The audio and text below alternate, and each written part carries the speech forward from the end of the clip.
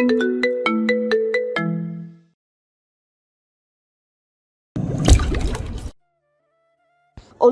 বাসায় বসে প্লে স্টেশনে গেম খেলছে সাইবান। সময়টা সন্ধ্যার পর। এই সময় অনুরাগ অফিস থেকে ফিরে ঢাকা বিশ্ববিদ্যালয় থেকে পড়াশোনা করে এখন একটা বেসরকারি বিশ্ববিদ্যালয়ের অ্যাসিস্ট্যান্ট প্রফেসর পদে আছে সে। অনুরাগের মা কিছুক্ষণ আগে সাইবানের জন্য বাটি ভর্তি নারিকেলের নাড়ু আর শরবত দিয়ে গেছেন। এও বলে গিয়েছেন আজ তার হাতের মাটন বিরিয়ানি না খেয়ে বাসায় না যেতে। এই ঘরে সাইবান পরিবারের সদস্যদের মতো, তেমনি তার ঘরে অনুরাগ। সাইবার যতক্ষণে এই গেমের 7 নম্বর লেভেলটা টপকেছে তখন তোয়ালেতে মাথা মুছতে মুছতে রুমে এলো অনুরাগ। গোসল করে এসেছে তাই খালি গা, শুধু একটা ট্রাউজার পরনে। কাঁধে তোয়ালে ছড়িয়ে সে বন্ধুর পাশে বসে দুটো নাড়ু তুলে একসাথে মুখে পুরে দিল। অপর হাতে জয়স্টিক তুলে গেমে যোগদান করলো। তোর গা থেকে লাক্স সাবানের গন্ধ আসছে। সাইবান বাঁকা হেসে মন্তব্য করলো। স্ক্রিনের দিকে তাকিয়েই অনুরাগ বলল, তো লাক্স ব্যবহার করেছি তাই। মেয়েদের সাবান ব্যবহার করিস এখনো? মানে স্বভাবটা যাবে না না? সাবানেরও আবার মেয়ে ছেলে। তাছাড়া তুই আমাকে এটা বল, তুই কিভাবে জানলি লাক্স সাবানের গন্ধ কিরকম? তির্যক হাসলো সাইবান, চোখ টিপ দিয়ে জানালো। I have my way. না পারতে হেসে ফেলল অনুরাগ। স্ক্রিন থেকে দৃষ্টি সরিয়ে সাইবানকে দেখলো পা ঝুলিয়ে ঝুলিয়ে নাড়ু খাচ্ছে আর মনোযোগ দিয়ে গেম খেলছে। হঠাৎ করে দেখলে তার মুখভঙ্গি একদম বাচ্চাদের মতন মনে হয়। গায়ে গতরে হয়তো বড় হয়ে গিয়েছে ছেলেটা, তবে অন্তর থেকে সাইবান যেন আজও সেই শিশুটি রয়ে গিয়েছে। আজও তাই মনে হয় অনুরাগের। সে হঠাৎ করেই মোলায়েম গলায় বলল, তোকে ইদানিং খুশি খুশি দেখায়। আমি তো সবসময় খুশি থাকি, ইদানিং কেন বলছিস? I meant genuine happiness. জয়স্টিকের ওপর সাইবানের আঙ্গুল জমে গেল। গেমের ভেতর গুরুত্বপূর্ণ পর্যায়ে চললেও সে যেন ভুলে গিয়েছে কিভাবে খেলতে হয়। অনুরাগ সোফায় হেলান দিয়ে বসে ব্যক্ত করলো, টু বি অনেস্ট, আমি মনে করেছিলাম এই বিয়েটা তুই মানতে পারবি না, মানিয়ে চলতে পারবি না। কিন্তু আজকাল তোকে দেখে মনে হয় তুই ভালোই হ্যান্ডেল করছিস। You are happy and protective of your wife. হাত থেকে জয়স্টিক রেখে দিল সাইবান। গেম ওভার হয়ে গিয়েছে। অনুরাগের দিকে সরাসরি ফিরে তাকালো না সে। আপন মনে শুধালো, সেদিন আবিদদের সাথে যা হলো তার জন্য বলছিস? বলতে পারিস, তবে আমি ওভারঅল সব কিছু দেখেই বলছি। ইরাম বৌদিকে তুই যথেষ্ট সম্মান করিস। এক্স্যাক্টলি, সম্মান। হঠাৎ করে অনুরাগের দিকে ফিরে তাকালো সাইবান। জলজলে চোখে ঠোঁটে অদ্ভুতরে হাসি মেখে বলল, it does not matter how I feel, it never matter. Iram আপু আমার খালার মেয়ে, ছোট থেকে ওনাকে দেখেই বড় হয়েছি। যদিও বা মাঝখানে সে যাক, আমি এইটুকু জানি উনি জীবনে অনেক কষ্ট করেছেন। বিয়ের পর কি হয়েছে সেটা জানি না, কিন্তু দুইটা কুলঙ্গার ভাইকে কীভাবে মানুষ করেছেন সেটা দেখেছি। I simply can not make her suffer more, that's all. That's all, no feelings attached. Anurag তীক্ষ্ণ নজর ফেলে জিজ্ঞাসা করে বসলো। সাইবানের চেহারা একটা আধার নেমে এলো। Feelings? Are you kidding me? একেবারে হুট করে বেখাপ্পাভাবে হেসে উঠল সাইবান। সোফায় শরীর এলিয়ে এসে হাসি নিয়ে বলল, come on Anurag, grow up. তোর কি মনে হয় আমি এসব ফিলিংসের ধার ধারি? অনুভূতি শুধুই দুর্বলদের অহংকার। ইরাম আপুকে আমি আগে সম্মান করতাম, এখন যেহেতু উনি আমার স্ত্রী তাই একটু আগলে রাখি। এই যা। একটু একটু সাইবান। চোখ রীতিমতো কপালে তুলে ফেলল অনুরাগ। সাইবান তাতে একেবারে বিনা কারণেই হুট করে রেগে গেল। তো তোর বউ হলে তুই কি করতি? ফেলে দিতি? তোর সামনে তোর বউকে কেউ আজে বাজে কথা বলবে, প্রতিবাদ করতি না? প্রতিবাদটা যখন এতই জোরালো হয় যে 6 বছর ধরে টানা সহ্যকা বন্ধুদের এক ঝটকায় উগড়ে ফেলা যায়, তখন একটু সন্দেহ তো হবেই বল। Stop it. লাফিয়ে সোফা থেকে উঠে পড়ল সাইবান। সত্যি রেগে গেছে, এর চেহারায় বোঝা যাচ্ছে, কিন্তু অনুরাগ শান্তভাবে চেয়ে রইল। সাইবান হাত মুঠো করে ঝাঁঝালো কণ্ঠে বলল, আমি কি করছি না করছি আর ভবিষ্যতে কি করব তাতে কারো কিচ্ছু যায় আসে না। দিন শেষে উনি আমার স্ত্রী ছিলেন আর ওনার একটা পরপুরুষের বাচ্চা আছে, এটাই সত্যি। এই সত্যিটা কোনোদিন বদলাবে না। অনুরাগ বাকরুদ্ধ হয়ে পড়ল। প্রসারিত নয়নে দেখে গেল বন্ধুকে, যাকে পুরো দস্তুর ভিন্ন একজন মানুষ মনে হচ্ছে। তা সাইবান আর দাঁড়ালো না, হনহন করে হেঁটে গেল রুমের বাইরে। যাওয়ার আগে পিছনে ঘুরে পড়ল, আন্টিকে জানিয়ে দিস আমি আরেকদিন এসে ওনার হাতে মাটন বিরিয়ানি খাবো। এটুকুই। চলে গেল সাইবান। অনুরাগ ঠায় বসে বন্ধু চলার পথে দিকে চেয়ে শেষমেশ একটা দীর্ঘশ্বাস ফেলল। নিজের কপাল ঘষে আপন মনে বিড়বিড় করল। সাদে কি তোকে বাচ্চা বলি? এখনো অবুঝি রয়ে গেলি তুই, স্টারবর্ন বয়। অপরদিকে অনুরাগের বাসা থেকে বেরিয়েই নিজের হুইল সুজোড়া পায়ে গলিয়ে রাস্তা ধরে স্লাইড করে এগুতে লাগলো সাইবান। অতিরিক্ত দ্রুত যাচ্ছে আজ, বাতাস কেটে বেরিয়ে যাচ্ছে তার চোখে মুখে চারিপাশে। অতিরিক্ত আক্রোশ ফুটলো তার পদক্ষেপে। বনবন করে ঘুরছে জুতো চাকা। লম্বা একটা পথ পাড়ি দিয়ে শটান রাস্তার ধারের একটা গাছের গুঁড়ি আঁকড়ে ধরে নিজেকে আটকালো সাইবান। ভারী নিঃশ্বাস ফেলে ঠাস করে কপাল ঠেকালো গাছের শক্ত খসখসে গুঁড়ির ওপর। চোখ বুজে ফেললো, অস্ফুট স্বরে বলল। শিট। কিচেন কাউন্টারে জিনিসপত্র সাজিয়ে বসেছে সুগন্ধা। একটা বড় থালায় পুর তৈরি করা, অন্য পাশে ময়দার তৈরি ছোট রুটি, সেগুলোর ভেতর পুর ভরে ভাঁজ করে মোমো বানাচ্ছে মেয়েটি। একসাথে অনেকগুলো করে বানিয়ে ফ্রিজে রেখে দেয় ফ্রোজেন স্ন্যাক্স হিসেবে। বিশেষ কোনো কাজ না থাকায় ইরাম দাঁড়িয়ে দাঁড়িয়ে তাকে সাহায্য করছে। একপাশে ছোট ক্রিবে ঘুমাচ্ছে ইজান। ক্ষণে ক্ষণে ছেলেকে দেখে মুচকি হাসি নিয়ে কাজ করছে ইরাম। হাতের ময়দার রুটিতে পুর ভরে সুন্দর করে ভাঁজ করে মোমো বানিয়ে রাখছে আরেকটা প্লেটে। হঠাৎ করে সে বলল। সুগন্ধা, তোমার কলেজের পাশে একটা ইনস্টিটিউট আছে না, কম্পিউটার শেখা যায়? হ্যাঁ, আছে তো। আপনি যাবেন? মাথা দুলালো ইরাম। হ্যাঁ, এরপর যেদিন কলেজে যাবে আমাকে নিয়ে যেও। কম্পিউটারের কাজ শিখবেন? ভালো ভালো। প্রশংসা করে সুগন্ধা আরও খানিকটা পুর তৈরি করে নিয়ে এসে রাখলো কাউন্টারে ঠান্ডা হতে। অভিজ্ঞ হাতে মাখতে মাখতে বলল। তয় একটা সত্যি কথা বলি আপা, কিছু মনে কইরেন না। ইরাম ভ্রু তুলে পিছনে ফিরে তাকালো। তুমি আবার কবে থেকে এত বিবেচনা করা শুরু করলে? আরে মেয়ে, বলো বলো, এত ভাববে না। কম্পিউটার শিখা আপনি কি করবেন? চাকরি করার দরকার আছে? ইরাম থমকে গেল। সুগন্ধা বলে গেল। না মানে, এই বাড়ির অবস্থা তো ভালোই। সত্যি বলতে আমি শুরুতে ভয় পাইছিলাম, ভাইজান মনে হয় কেলেঙ্কারি করবে আপনার সাথে। কিন্তু মানুষটা রংবাজ হইলেও আপনারা অনেক টেক কেয়ার করে, বোঝা যায়। তাইলে দরকার কি, সব যেমন চলতে আছে অমনই চলুক। অস্ফুট একটা হাসি ফুটলো এবার ইরামের ঠোঁটে, ঠিক প্রফুল্লতার হাসি নয়, ভিন্ন কিছু। কাজ জারি রেখে সে বলল। আলাদিন আর আমার বিয়ের মাত্র কিছুদিন হয়েছে সুগন্ধা। কিছুদিনই বুঝে গেলে ও আমায় কেয়ার করে। করে না? আহাম্মকের মতো প্রশ্ন করে বসলো সুগন্ধা। ইরাম মৃদু হেসে জানালো। আহা, আমি বলছি না ও আমার কেয়ার করে না, বরং করে। তাহলে সমস্যা কোথায়? মুখ তুলে সুগন্ধার দিকে তাকালো ইরাম। রমণীর চেহারায় অভিজ্ঞ একটা ভাব ফুটে উঠতে দেখলো সুগন্ধা। নতুন নতুন সব জিনিসই মানুষের ভালো লাগে। নতুন মোবাইল কিনলে দেখবে যত্নের শেষ থাকে না। ছুতে গেলেও হাত পরিষ্কার করি, দিনে 14 বার মোবাইলের স্ক্রিন মুছি, ব্যাক কভার ব্যবহার করি, স্ক্রিন প্রোটেক্টর, গ্লাস, আরো কত কি। যেমন নতুন বউ সব ছেলেদের কাছেই ভালো লাগে। সে বিয়ে যে কারণেই হোক না কেন, যেমন ভাবেই হোক না কেন, বউ প্রত্যেক ছেলের কাছে একটা শখের জায়গা। তার যত্ন তো হবেই।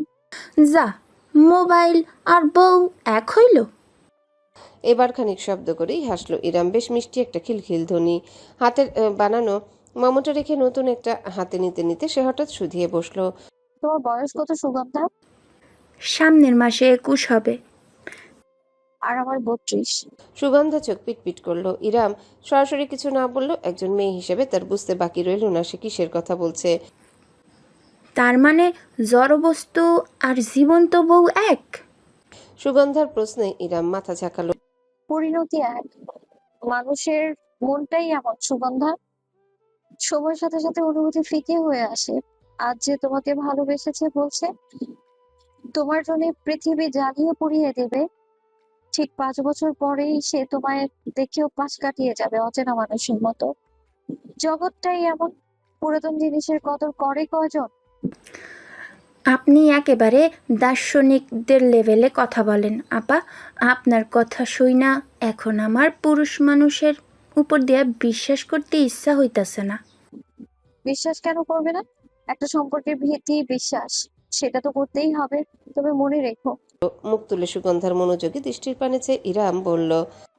পুরুষ তোমাকে ভালোবাসে নতুন জামার মতো। যতদিন নতুন থাকে প্রতিদিন পরতে ইচ্ছে হয়, পুরাতন হয়ে গেলে সেই জামা আলমারির এক কোণায় পড়ে রয়। অতঃপর পা মোছার কার্পেট তার গন্তব্য শেষ। সুগন্ধা মাথা দোলালো। আমি আপা বিয়াই করব না আর? মৃদু হাসলো ইরাম। দুজনেই কিচেনে কাজ এবং গল্প করতে করতে খেয়ালই করলো না কখন সাইবান বাইরে থেকে ফিরেছে। কিচেনে এসেছিল সে ফ্রিজ থেকে ঠান্ডা পানি নিতে, অথচ আর ভেতরে ঢুকলো না। নীরবে পাশ কাটিয়ে পুনরায় বেডরুমের দিকে চলে গেল। কিছুক্ষণ পর ইজানকে কোলে নিয়ে বেডরুমে এলো ইরাম। ঢুকেই দেখতে পেল বিছানার উপর একটা ডাফল ব্যাগ। কোনো প্রকার ভাঁজ করা ছাড়াই বেশ কয়েকটা শার্ট প্যান্ট এবং গেঞ্জি অবহেলায় ঠেসে ঠেসে ভরছে সাইবান। ইরাম এগিয়ে গেল। কি ব্যাপার, কোথাও যাচ্ছ? শো আছে? ঠান্ডা গলায় জবাব দিল সাইবান। ইরাম ইজানকে বিছানায় শুয়ে একটা ঝুনঝুনি ধরিয়ে খেলতে দিয়ে সাইবানের হাত থেকে ব্যাগটা টেনে নিল। যে কাপড়গুলো দুমড়ে মুচড়ে ভরেছে উল্টো করে সেসব বিছানায় ঢেলে এবার সুন্দর করে এক একটা ভাঁজ করে করে ভিতরে রাখতে লাগলো। সাইবান ভুরু কুচকে সরে দাঁড়ালো। শো কোথায়? সিলেটে। 3 দিনের আগে ফিরতে পারবো না। বিছানায় বসে নিজের পকেট থেকে হঠাৎ করে একটা সিগারেট বের করলো সাইবান। একদম বেপরোয়া ভাবেই লাইটার দিয়ে ধরিয়ে ঠোঁট ছুঁয়েছে, কিছু হয়নি। ইরাম ঠাস করে চাপড় দিয়ে সিগারেটটা ফেলে দিল। শাসনের সুরে বলল, কালামণি আমাকে বলেছে চেন স্মোকার নাকি তুমি। সমস্যাটা কি? শিক্ষিত ছেলে মানুষ, তাড়াতাড়ি মরার এত শখ কেন? এখন কি আপনার জন্য আমার মরার স্বাধীনতাটুকু বিসর্জন দিতে হবে? সাইবানের কথার ঢাসটা ভালো লাগলো না ইরামের। তবে সে অতিরিক্ত কিছু বলতে পারল না। বিছানায় খেলতে থাকা ইজান হুট করে কেসে উঠল। ইরাম দ্রুত ছেলেকে কোলে তুলে নিল। এখন কি আপনার জন্য আমার মরার স্বাধীনতাটুকু বিসর্জন দিতে হবে? বাবাটা কি হয়েছে? সিগারেটটা ফ্লোরে পড়লেও এখনো নেভে বিধায় ধোঁয়া সৃষ্টি করছে। ইরামের নাকে লাগলো গন্ধটা।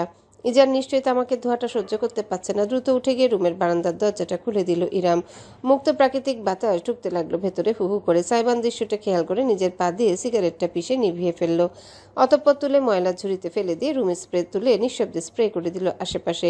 ইরাম ছেলেকে দোলাতে দোলাতে দৃশ্যটা দেখলেও বিশেষ কোনো মন্তব্য করলো না। আর সাইবান নিজের ব্যাগটা ঠিকঠাক করে রাখতে রাখতে হঠাৎ একটা টি শার্ট বের করলো কালো রঙের। তাতে ডোরেমন কার্টুনের ছোট্ট একটা চিত্র আঁকা। ইরামকে দেখে সে হঠাৎ করে বলল, জাস্ট ফর ইয়োর রিমাইন্ডার। এটা আমি ক্লাস 10-এ কিনেছিলাম। এখনও অনেক টাইম হয়, তবুও মাঝে মাঝে পড়ি ঘুমানোর সময়, কারণ এটা আমার ফেভারিট টি শার্ট। ইরাম মাথা কাত করে তাকালো। বুঝতে পারেনি সাইবান হঠাৎ করে তাকে একটা টি শার্ট কেন দেখাচ্ছে। সাইবান তির্যক হেসে ব্যক্ত করলো, কিছু পুরুষ আছে যে জামাকে একবার মনে ধরে, সেই জামা ছোট হোক, সিরা হোক কিংবা হোক পুরাতন, কখনো মায়া কাটতে পারে না। ইরামের চোখ জোড়া বড় বড় হয়ে গেল। ঠোঁট জোড়া ফাঁ করলেও সে কিছু উচ্চারণ করতে পারল না। সাইবান আর অপেক্ষাও করলো না। ব্যাগ রেখে রুম থেকে বেরিয়ে গেল। তার জিনিসপত্র সব গাড়িতে লোড করে রাখতে হবে, যেন সকালে তাড়াহুড়ো না হয়। গভীর রাত প্রায় 2:30 বেজে এসেছে, অথচ ইরামের চোখে এক বিন্দু ঘুম আসছে না। বারান্দায় দাঁড়িয়ে আছে সে। টনশনে হাওয়া তার শরীরে ঝাপটা দিয়ে যাচ্ছে। রাতের নিস্তব্ধ জগৎ যেন হাত বাড়িয়ে তাকে ডাকছে আধারে হারিয়ে যেতে। ইজান ঘুমে আচ্ছন্ন। সাইবানও 1 ঘন্টা হলো ঘুমিয়েছে। এতদিন কাউচে ঘুমালেও আজ ইরাম এক প্রকার জোর করে তাকে বিছানায় শুইয়েছে। ছেলে আর স্বামীর মাঝখানে অবশ্য বিরাট এক কোলবালিশ দেয়াল আছে। বিছানাটা বেশ বড় হওয়ায় সুবিধা হয়েছে। একটা ছোট বাচ্চা নিয়ে ঘুমালেও কোনো সমস্যা হয় না। ইরাম রেলিংয়ে হেলান দিল। তার চুলগুলো খোলা, বাতাসে দোল খাচ্ছে। একটা সময় ভয় লাগতো রাতের বেলায় এমন চুল খুলে ঘুরে বেড়াতে। ভূত পেতনি ভর করে নাকি, অথচ সেই অনুভূতিগুলো আজ হারিয়ে গেছে তার মন থেকে। তার মনে হয়েছিল কখনোই তার নিজের জন্য বাঁচা হবে না আর। অথচ বিয়েটা তার শক্ত মানসিকতার দেয়ালে বারবার আঘাত করছে। সাইবান যে আজ কিচেনের কথা শুনেছে সেটা সে নিশ্চিত। সেই কথার পরিপ্রেক্ষিতে পরে ওই কথাটা বলেছে। ইরাম মাথা থেকে ঝেড়ে ফেলতে পারছে না কিছুতেই। সে তার আলাদিনকে বুঝে উঠতে পারছে না। যখনই মনে হয় নিবেদনগুলো একটু হলেও সত্যি, তখনই অরণ্যর মুখটা ভেসে ওঠে তার হৃদয়ে। ইরামের আজও মনে পড়ে তাদের বিয়ের পরের দিন সকালের কথোপকথন। ইরাম বাসর রাতের বিছানা ছেড়ে উঠতে যাচ্ছিল তৈরি হয়ে নাস্তা বানানোর জন্য, অথচ অরণ্য তার কবজি টেনে পুনরায় নিজের বুকের উপর আগলে নিয়েছিল। ইরাম লজ্জা পেয়ে বলেছিল, ছাড়ুন, কি করছেন? ফ্রেশ হবো, নাস্তা বানাবো, অনেক কাজ। হুম, তুমি ভাবলেও বা কিভাবে আমি আমার বউকে বিয়ের পরের দিনই রান্নাঘরে ঢুকতে দিব? রান্নাঘর তো দূরের কথা, তোমার কোমল পা এই শক্ত মেঝেতে আমি স্পর্শ হতেই দিব না। অরণ্য কথা রেখেছিল। টানা 7 দিন ইরাম বিছানায়, সোফায়, কাউচে, কখনো বা দোলনায় শুয়ে বসে কাটিয়েছিল। এমনকি কোথাও যাওয়ার দরকার পড়লে বিনা কারণে অরণ্য তাকে কোলে তুলে নিয়ে যেত। স্বামীর গলা জড়িয়ে ধরে ইরাম খিলখিল করে হাসত আর ভাবত এই সুখ আর কখনো তার কপাল থেকে মুছবে না, অরণ্য মুছতে দেবে না। বুক চিরে একটা দীর্ঘশ্বাস বেরিয়ে এলো ইরামের। চোখ বুজে ফেললো। সেথায় কয়েক ফোঁটা অশ্রু জমলেও জোরপূর্বক নিজেকে নিবারণ করলো সে। মাথা ঝাঁকালো না। আর অতীত ভাবার সময় নেই। জীবন তাকে একটা দ্বিতীয় সুযোগ দিয়েছে, সুযোগটা তাকে কাজে লাগাতে হবে। একটা শব্দে ইরামের শান্তির সময় ব্যাহত হলো। রুমের ভেতর থেকে গুঞ্জনের মতো একটা আওয়াজ আসছে, ফোনের রিংটোন। ইরাম কামিজের ওড়না ঠিকঠাক করে ভেতরে এলো।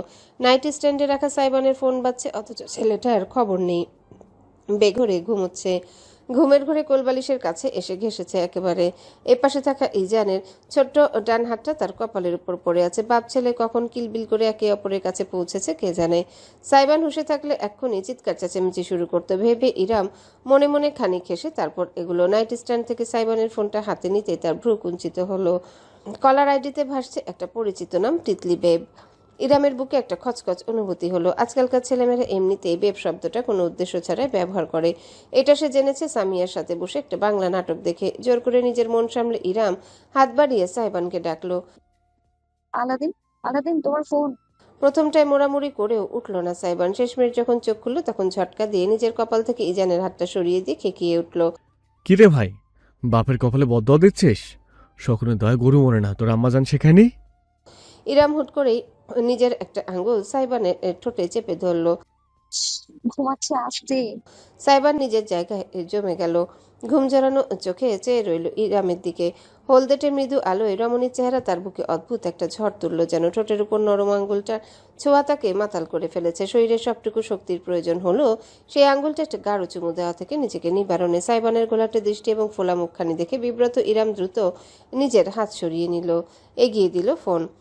সাইবান একটা ঢোক গিলে ফোন হাতে নিল। কলার আইডি দেখে 1 সেকেন্ডে তার চেহারা বদলে গেল।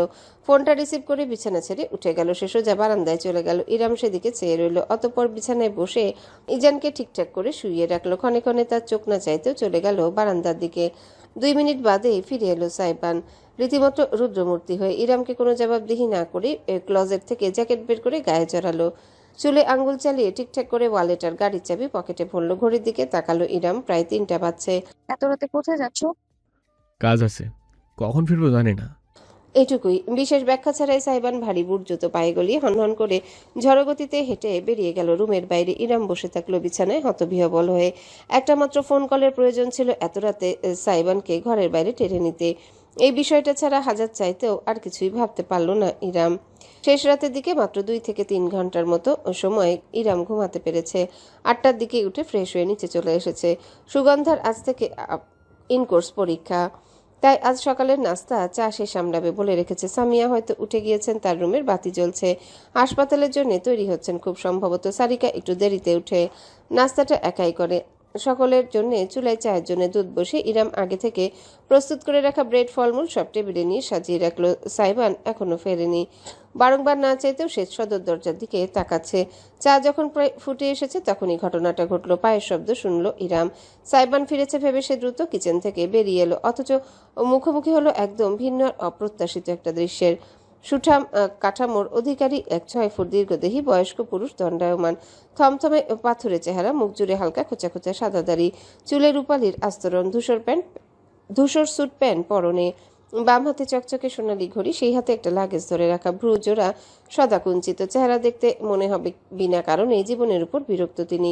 ইরামের চিন্তা একটু ভুল হলো না। পুরুষটির চোখ গোটা বাড়ির উপর ঘুরে রমণীর উপর থামলো। ইরাম সঙ্গে সঙ্গে নিজের ওড়না মাথায় তুলে ঘোমটা দিয়ে এগিয়ে গেল। আসসালামু আলাইকুম খালু। বলে সে ঝুঁকে পা ধরে সালাম করতে গেল। নতুন বউ হিসেবে শ্বশুরকে প্রথমবার পায়ে সালাম করাটা ঐতিহ্য, অথচ চকচকে কালো শু পরিহিত পা জোড়া ইরাম ছোঁয়ার আগেই সরে দাঁড়ালো। জমে গিয়ে মাথা তুলে তাকালো সে। উপর থেকে অতীব ভারী কণ্ঠে আদেশ এলো, সরে দাঁড়াও, তোমার মুখটা আপাতত দেখতে চাইছি না। 2 তলা বাড়িটার সামনে বেশ কতক মানুষের ভিড়। শেষ রাত হওয়া সত্ত্বেও আগ্রহী লোকের কমতি নেই। নিচতলার জানালা দিয়ে বাইরের কর্মকাণ্ড ভয়ার্ত চোখে দেখে যাচ্ছে তিতলি। তার বাবা মিস্টার চৌধুরী তরুণ ছেলেপেলেগুলোর সাথে ঝামেলায় জড়িয়েছেন। লিডার গোছের ছেলেটার নাম বখতিয়ার। ঘাড়ের কাছে ট্যাটু, চুলগুলো উস্কো খুস্কো, চোখেও কেমন যেন নেশালো ভাব। মিস্টার চৌধুরীর কলার চেপে ধরে হুমকি দিচ্ছে রীতিমতো। আপনার মেয়েকে শুধু আমি বিয়ে করব, বুঝেছেন চৌধুরী সাহেব? 2 বছর প্রেম করার সময় ওর মনে ছিল না মান সম্মানের কথা? আমার পার্টি কিন্তু ক্ষমতায় আছে, বুঝে নিয়েন। তেরিবেরি করলে একেবারে গায়েব করে ফেলামো। তিতলির বুক কাঁপছে। স্কুল লাইফে সাদাসিধা ভদ্র ছেলেটা এমন জঘন্য একটা মানুষে পরিণত হবে সে কল্পনাও করেনি।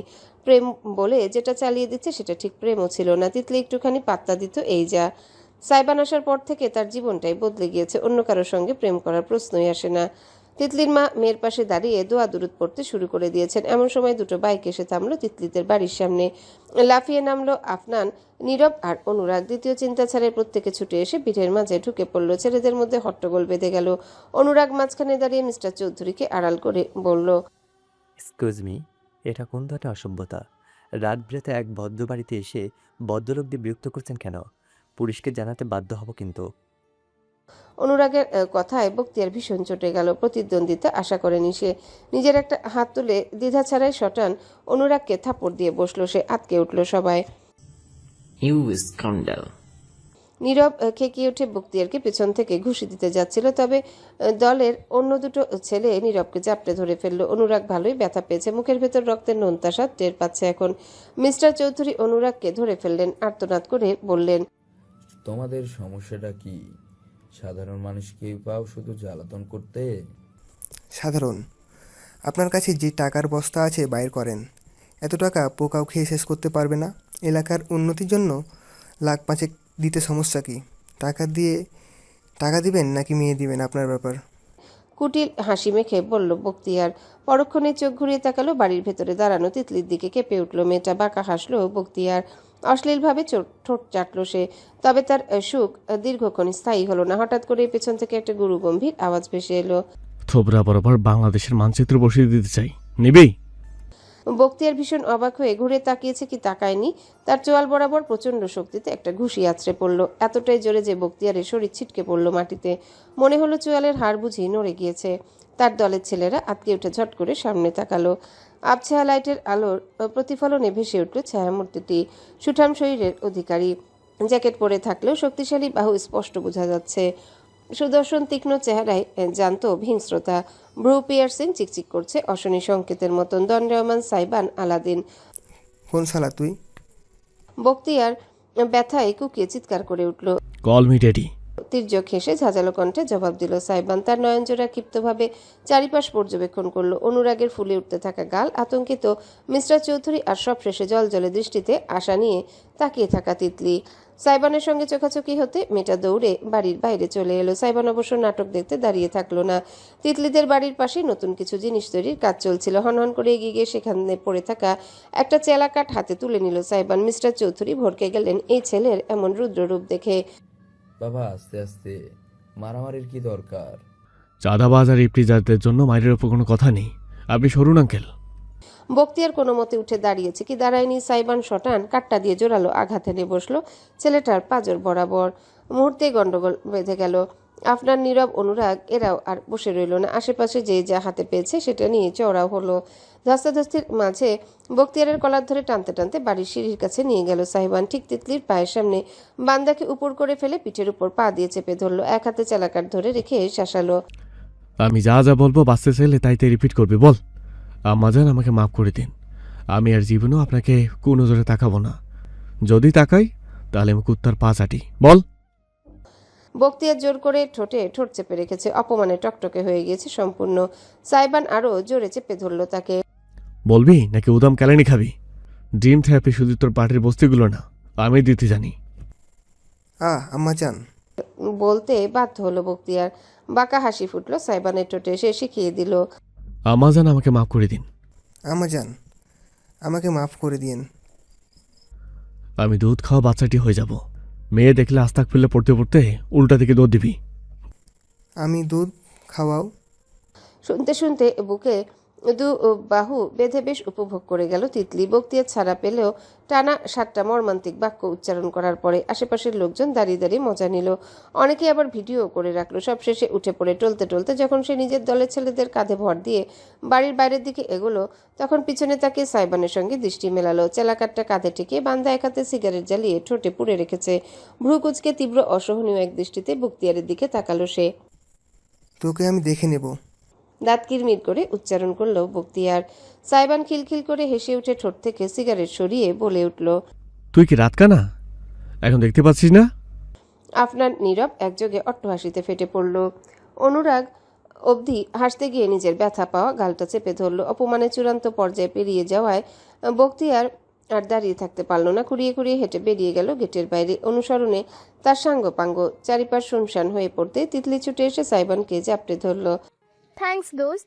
কি ভয় পেয়ে গিয়েছিলাম আমি, আব্বুকে যাচ্ছে তাই ভাবে হুমকি দিচ্ছিল। সাইবান খানিকটা বিব্রত হলেও তিতলির মানসিক অবস্থার কথা চিন্তা করে সরিয়ে দিল না, শুধু একটা হাত মেয়েটার মাথায় রাখলো। ইটস ওকে নাও।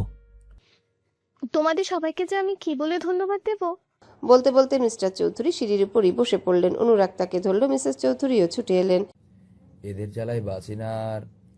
থানায় জিডিও করে রাখছি, যদি পুলিশ একটু গুরুত্ব দিত টাকা ঢেলেও লাভ হচ্ছে না। পার্টি ক্ষমতায় আছে তো পলিটিক্সের পাওয়ারে উঠছে বেশি, এদের সাথে বেশি ঝামেলায় না জড়ানোই ভালো। প্রতিবেশীদের কেউ একজন বলল, তবে সাহেবান পাত্তা দিল না। নিজের কাছ থেকে সাবধানে তিতলিকে দূরে সরিয়ে দাঁড়িয়ে চালাকাট ফেলে দুহাত উপরে তুলে খানিক আড়মোড়া ভাঙল বুঝি। তারপর বিচলিত কণ্ঠে বলে উঠল, আন্টি, এক মগ কফিও হবে? শরীরটা কেমন ম্যাজ করছে।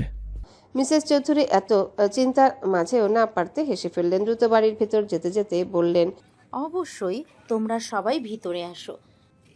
একেবারে সকালের নাস্তা না খাইয়ে কিন্তু ছাড়ছি না।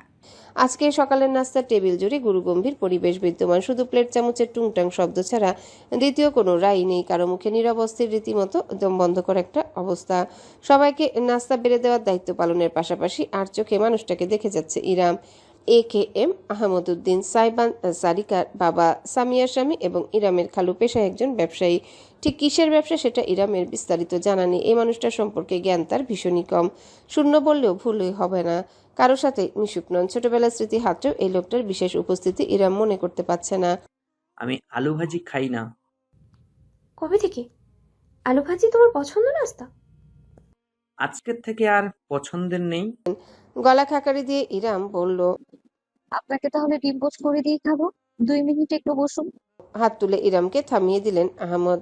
চা পরোটায় আমার হয়ে যাবে, থ্যাঙ্কস। ডিমের খোসার উপর হাঁটা বোধহয় একেই বলে। শুধু ইরামই নয়, বরং বাড়ির প্রত্যেক সদস্যই ভীষণ সচেতন হয়ে উঠেছে। ইরাম বেশি তর্ক না করে চেয়ার টেনে বসলো। কোনো মতে আধাখানা রুটি সে শেষ করেছে। সেই সময় সামিয়া কথা বলার সিদ্ধান্ত নিলেন। না জানিয়ে মালয়েশিয়া থেকে হুট করেই চলে এলে যে? কেন? ঢাকঢোল পিটিয়ে সানাই বাজিয়ে আসা উচিত ছিল বুঝি? ভ্রু কুচকে ফেললেন সামিয়া। সেটা বলিনি। না না, বলে ফেলো। তুমি যা বলো তাই তো হয়। তোমার উপর কথা বলার কোনো অধিকার অন্য মানুষের আছে? শখ, স্বপ্ন, ইচ্ছা সব তোমারই পূরণ হতে হবে। বাকিদের দিক ভাবার প্রয়োজন নেই। আমার টেবিল চাপড়ে উঠে দাঁড়ালেন সামিয়া। তীক্ষ্ণ দৃষ্টিতে তাকালেন স্বামীর দিকে। তুমি অদ্ভুত আচরণ করছো বলে মনে হচ্ছে না? নিজের মর্জি মতো যাকে তাকে বাড়ির বউ বানানোর সময় তোমার মনে হয়নি তুমি লিমিট ক্রস করছো?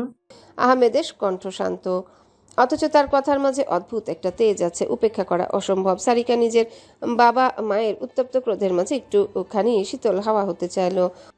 মম ড্যাড প্লিজ, তোমরা বাচ্চা না, এটা নাস্তার টেবিল। অন্য বাড়ির মানুষের সামনে এসব কি ধরনের উদ্ভট আচরণ? অন্য বাড়ির মানুষ যে ইরাম তাতে কোনো সন্দেহ নেই। মেয়েটা এমন সময়েও ঠিকই একটা ঠ্যাস দিয়ে দিল। ইরাম একটা নিঃশ্বাস ফেলে ভদ্র অথচ আত্মবিশ্বাসী গলায় বলল, খালামণি, আপনারা প্লিজ আমাকে নিয়ে ঝগড়া করবেন না। যদি আমার জন্য এই দ্বৈরথ সৃষ্টি হয়ে থাকে তবে আমায় করজোড় ক্ষমা প্রার্থনা করছি আমি। এটা ছাড়া আমার আপাতত আর কিছুই করার নেই। প্লিজ শান্ত হন আপনারা। আমরা নাস্তা করি, আলাপ আলোচনা সব না হয় খাবো, আপনি বিশ্রাম নেওয়ার পর করা যাবে। আহমদ বাঁকা দৃষ্টিতে ইরামকে দেখলেন। তারপর এক মুখে গরম চায়ের কাপ শেষ করে ঠাস করে চেয়ার ঠেলে টেবিল থেকে উঠে গেলেন। আমার হয়ে গেছে। এইটুকুই। তিনি আর বসলেন না। লম্বা পা ফেলে বাড়ির অন্দরমহলে আড়াল হয়ে গেলেন। আহমদ চলে যেতে সামিয়া নিজের চেয়ারে ধপ করে বসে পড়লেন। কপালে হাত ঠেকিয়ে চোখ বুজে ফেললেন। সারিকা এগিয়ে নিজের মায়ের কাঁধে হাত রাখল। মম, ইটস ওকে, তুমি জানতে এমনটা হওয়ারই ছিল। ইরামেরও ইচ্ছে হলো নিজের খালামণিকে একটু সান্ত্বনা দেয়, তবে সেই সুযোগ হলো না। পদশব্দ ভেসে এলো। ঝট করে ফিরে তাকাতে এসে দেখলো ভেতরে ঢুকছে সাইবান। কারো দিকে তাকায়নি সে। সামিয়ার সারিকা দুজনার গোপন কথোপকথনে ব্যস্ত থাকায় বিশেষ নজরপাত করেনি। তবে সাইবানের হাঁটুর দিকে জিন্সে ছিঁড়া অংশ এবং ঘাড়ের দিকে লালচে দাগ ইরামের দৃষ্টি এড়ালো না। সাইবান উপরে উঠে যেতে সেও টেবিল থেকে উঠে ছুটে চলে গেল বেডরুমের দিকে। বেডরুমের ভেতরে ঢুকে যথারীতি ইজানকে ক্রিবে নিদ্রাচ্ছন্ন দেখতে পেল সাইবান। ছোট্ট শিশুটি 2 হাত মুঠ করে গভীর ঘুমে আচ্ছন্ন। পাতলা ঠোঁটজোড়া হালকা ফাঁক করা, সেখান থেকে লালারস গড়িয়ে বালিশে পড়ছে। বাঁকা হাসলো সাইবান। লাইফ তো তোরই পটলা, খাওয়া কাদা হাগুমুদু ঘুম, সার্কেল আনগোয়িং। মাথা ঝাঁকিয়ে নিজের জ্যাকেটটা খুলে নিল সে। ভেতরে ট্যাঙ্ক টপ বেরিয়ে আসতে ত্বকের উপর লালচে নীলাভ দাগ পরিষ্কার হলো। মারামারির সময় সেও কম কিছু হজম করেনি, তবে অতি উত্তেজনায় আদ্রে লানিলের ক্ষরণে তখন ওসব গায়ে লাগেনি। এখন লাগছে গরম পানির ভেতরে বসে থাকতে হবে ঘন্টাখানেক। জাকুজির কথা মনে পড়লো, কিন্তু হাতে অত সময় নেই। দুপুরের আগে আবার সিলেটের জন্য বেরিয়ে যেতে হবে। সে যখন ঘাড়ে একটা তোয়ালে ঝুলিয়ে বাথরুমে কুইক শাওয়ার নিতে যাবে, তখনই বেডরুমে ঢুকলো ইরাম। খানিকটা হাঁপাচ্ছে, ছুটে এসেছে বোঝা যাচ্ছে। সাইবান এমন মুহূর্তেও মজা নিতে ছাড়ল না। মাথা কাত করে স্ত্রীকে আপাদমস্তক পর্যবেক্ষণ করে বলল, স্বামীর বুকে ঝাঁপিয়ে পড়তে আর তর্স হয়েছে না যে ছুটতে ছুটতে এসেছেন? বলেই শাহরুখ খান স্টাইলে বুক চেতিয়ে দুবাহু মেলে ধরল সাইবান। ইরাম বিরক্তিবোধক শব্দ করে এগিয়ে এসে চাপড় দিল তার মেলে ধরা হাতে। মজা বন্ধ করো। সারাত কোথায় ছিলে? আর এসব কিসের দাগ? ব্যথা পেয়েছো কি করে? মুখ থুবড়ে মেন হলে পড়েছো এমন গাল গল্প আমায় বিশ্বাস করতে বলবে না একদম। বেশি কিছু না, এই একটু শক্তি প্রদর্শন প্রতিযোগিতায় অংশ নিয়ে এলাম আর কি। রাত না হলে আবার খেলা যাবে না। সাইবানকে ঠেলে জোরপূর্বক বিছানায় বসিয়ে দিল ইরাম। অতঃপর দ্রুত হাতে ড্রেসিং টেবিলের ড্রয়ার থেকে ফার্স্ট এড কিট নিয়ে এনে বসলো। সাইবান ভ্রু তোলে বিস্ময় নিয়ে রমণীর কর্মকাণ্ড দেখে গেল। ইরাম অ্যান্টিসেপটিক দিয়ে তুলো ভিজিয়ে সাইবানের কাছে সরে এলো। নরম আঙ্গুলে তার মাথাটা সামান্য কাত করে ঘাড়ের দিকটা দাগটা ভালোভাবে পর্যবেক্ষণ করলো। মারামারি করেছো তুমি? এতটা কাছ থেকে ইরামের উষ্ণ নিঃশ্বাস ছুঁয়ে গেল সাইবানের ঘাড়। শিওরে উঠল সে, না চাইতেও চোখ জোড়া অজান্তে বন্ধ হয়ে এলো। ইরাম থেমে নেই। তুলোটা লালচে হয়ে ওঠা ত্বকে বসিয়ে আলতোভাবে মুছে নিতে নিতে সে ফিসফিস করলো। জ্বালা হলো, দাঁতে ঠোঁট কামড়ে হিসিয়ে উঠল সাইবান। আপনার মাথার পিছনে তৃতীয় চক্ষু আছে মনে হয়। চলছে? না, সুখ লাগছে, চাপ দিন। আরও জোরে কষলে ভর্তা বানিয়ে ফেলুন। রাগে গজগজ করে উঠল সাইবান। ইরামের ঠোঁটে মৃদু হাসি ছুঁয়ে গেল। এবার আরো খানিকটা কাছে ঝুঁকে এলো সে। সাইবানের ঘাড়ে তুলো দিয়ে মুছতে মুছতে আলতোভাবে ফু দিল জ্বালা কমানোর উদ্দেশ্যে। সাইবানের শির দ্বারা বেয়ে শীতল তরঙ্গ খেলে গেল।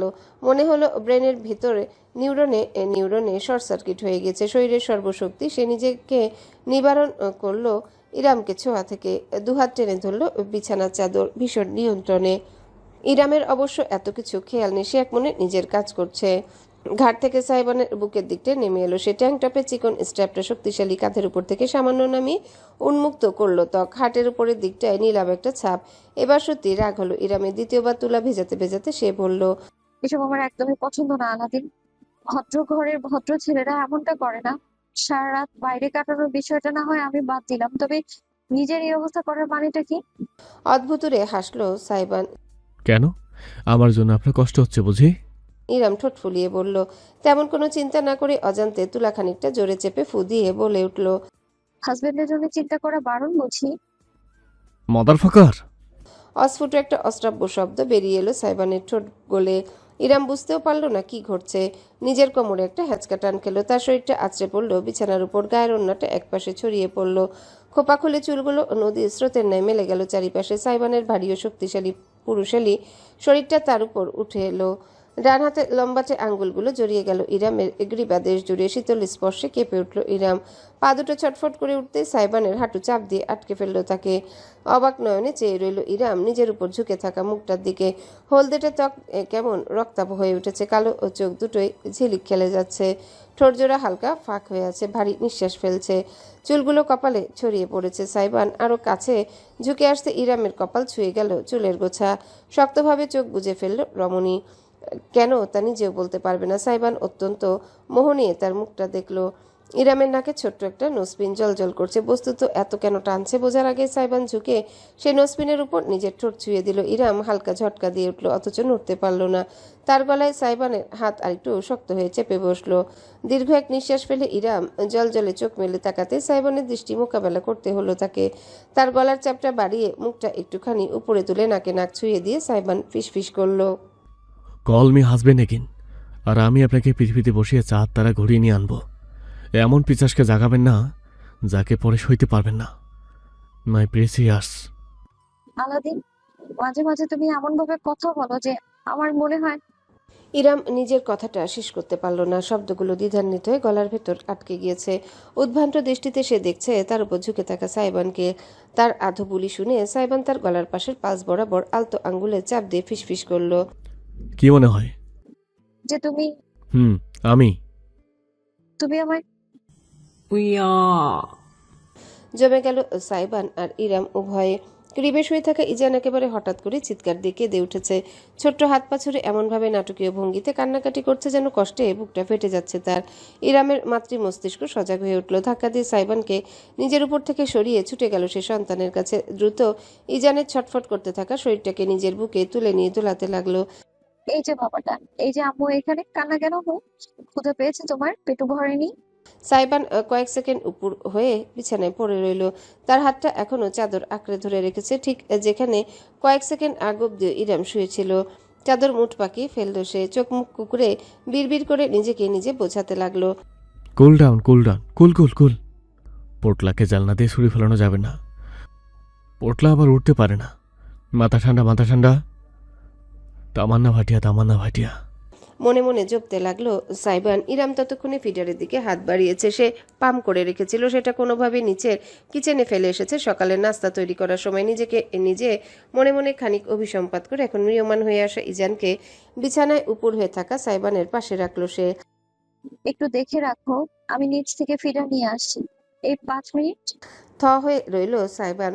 চোখ মেলে ইরামকে দ্রুত রুম থেকে বেরিয়ে যেতে দেখলো। তারপরই তার করুণ চোখ জোড়া এসে পড়ল ইজানের উপর। কান্নার বালাই নেই আর, তবে নয়ন দুটি অশ্রুতে ভিজে টলটল করছে। নাক টানছে আর অদ্ভুত ভঙ্গিতে সাইবানের দিকে তাকিয়ে আছে, যেন ভ্রুকুটি করছে তাকে। ভ্রু তুলে খানিকটা সময় তাকিয়ে থেকে খপ করে ইজানের গলায় হাত রাখলো সাইবান। নাজুক শরীরের অঙ্গ তার দুইখানা আঙ্গুলে সম্পূর্ণ জড়িয়ে গেল। পোটলা তোর কাল্লাটা 2 ইঞ্চির আর সাইলেন্সার বাজাস 69 ইঞ্চির। তোর ভোকাল কোড নাকি টাইটানিকের হর্ন? টাইম মতো পথ করে বাজিয়ে দিস। সাইবান ইজানের ছোট্ট গলা আলতোভাবে আঁকড়ে শাসালো। বিনিময়ে গুঙিয়ে উঠল ইজান। ছোট্ট শিশুটির ভ্রু এমনভাবে কুঁচকে এলো যেন পিতার উপর যার পণ্যায় বিরক্ত সে। ওই চোপ, চোখ প্রকাশ কাকে তুই? চিনি আমাকে? আমি তোর বিনা শ্রমে বাপ, বুঝতে হবে মামা। এমনিতেই কল্যাণ শক্তি দেখে আমার দুনিয়া নাড়ি ফেলছিস, এবার চোপ। ঠাস, সাইবানের মুখটা একদিকে হেলে গেল। চোয়াল ফাঁক হয়ে পড়ল কয়েক ইঞ্চি। মুখের কথা তার মুখে আটকে রইল। কয়েক সেকেন্ড সে বুঝতেই পারল না কি হয়েছে। এইমাত্র ইজানের ছোট্ট হাতটা সশব্দে আছড়ে পড়েছে তার বাম গাল বরাবর। সোজা বাংলায় বলা যায় থাপ্পড়। সাইবান চোখে অফুরন্ত অবিশ্বাস নিয়ে তাকাতে না তাকাতে চোখ মুখ কুচকে এবার ছোট্ট পা তুলে পিতার থুতনি বরাবর লাথি ছুড়ে ইজান লাফিয়ে উঠল। We were. You little piece of the shit. আর্তনাদ করে উঠল সাইবান। ইজানের ছোট্ট দুহাত বিছানার সঙ্গে চেপে ধরল। বিপরীতে নিজের পা দুখানা তুলে দমাদম ছুটতে আরম্ভ করলো ইজান। সে লাথি তার বাবার মুখে পড়ছে কি বুকে দেখার কোনো সময় নেই তার। Oh. নাটকবাজ, ধরিবাজ, চালবাজ, এক চটকনায় মরিবাস। এই যে আম্মু এসে পড়েছে পুচকু। পিতা পুত্রের টি-20-র মাঝে রুমে প্রবেশ করে জমে গেল ইরাম। বিছানার উপর বসে আছে সাইবান, তার দুহাত তোলা উপরের দিকে। সেখানে ঝুলছে ইজান। ইজানের একটা পা এখনো সাইবানের ডান গাল বরাবর বসানো, আর সাইবানের হাত ইজানের মাথার অল্প বিস্তর চুলের মাঝে মুট করে রাখা।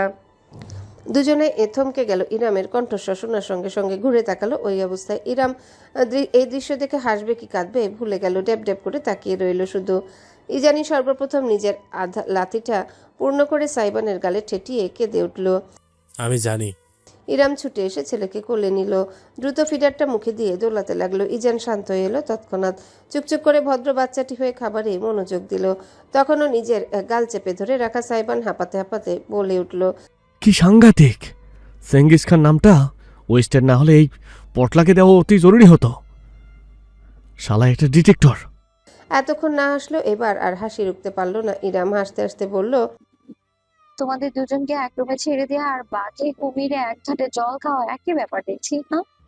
সাইবান আর কিছু বলল না। এক হাতে নিজের মুখ ঘষতে ঘষতে অপলক নয়নে চেয়ে থাকলো ইরামের অকৃত্রিম হাসির দিকে। কয়েক ঘন্টা পর দুপুর হয়ে এসেছে প্রায়। সাইবান খাওয়া দাওয়া গোসল শেষ করে তৈরি হয়ে নিচ্ছে বেরোবের উদ্দেশ্যে। গাড়িতেই যাবে, যেহেতু একটা ক্যাজুয়াল টি শার্ট আর ঢোলা ট্রাউজার পরেছে। ড্যাফল ব্যাগ শেষবারের মতো দেখে নিচ্ছে সব ঠিকঠাক আছে কিনা। এমন সময় রুমে এলো ইরাম, হাতে সামিয়ার থেকে নিয়ে আসা ল্যাপটপ। ইজান সকালের পর আবারও ঘুমিয়েছে আধা ঘন্টা আগে। ধীর পায়ে প্রবেশ করে নাইট স্ট্যান্ডে ল্যাপটপ রেখে ইরাম ব্যস্ত সাইবানকে দেখল। কাজের সময় ছেলেটার মনোযোগ একেবারে অনন্য ধরনের। কিছুক্ষণ ইতস্তত করলো রমণী। তার কিছু টাকার দরকার, হাত একেবারেই ফাঁকা। উপরন্তু সে সিদ্ধান্ত নিয়েছে আগামীকাল সুগন্ধার সাথে বাইরে গিয়ে কম্পিউটার কোর্সে ভর্তি হয়ে আসবে। সাইবান যেহেতু চলে যাচ্ছে, তার সাথে আর কথা বলার সুযোগ হবে না। কিন্তু টাকার ব্যাপারটা তুলতেও কেমন যেন লাগছে তার কাছে। সামিয়ার কাছে এই কারণেই চাইতে পারেনি। এমনিতেই তার জন্য অনেক করেছে বাড়ির মানুষগুলো। দেনমোহরের টাকাটাও সামিয়া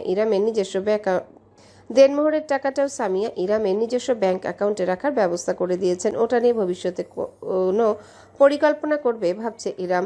সেখান থেকে এখন তুলবে নাকি, অনেক কিছুই ভাবলো সে। শেষমেশ সিদ্ধান্তে উপনীত হলো। সাইবানের পাশে গিয়ে দাঁড়ালো ইরাম। একটা কথা বলার ছিল। ঝেড়ে কেসে ফেলুন, আমার তারা আছে।